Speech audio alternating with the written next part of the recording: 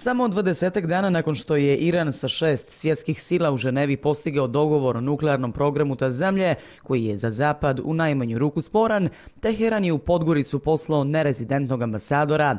Madžid Fahim će iz Beograda pokrivati Crnu Goru.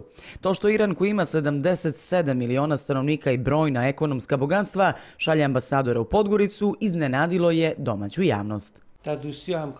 Saradnja Irana sa ostalim zemljama se ne svodi na to da li su države velike ili male. Osnovni principi su uzajemno poštovanje i uzajemni interesi. A interese su već prepoznali, kaže Fahim. Zemlje Balkana imaju posebno mjesto u našoj spoljnoj politici. Imate veliki broj prednosti u odnosu na ostale zemlje samim tim što imate pristup Jadranskom moru.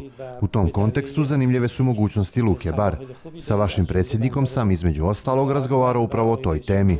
Razgovarali smo o mogućnostima proizvodnje i skladištenja nafte i gasa. Da bi saradnja krenula, neophodno je da se ispune dva uslova.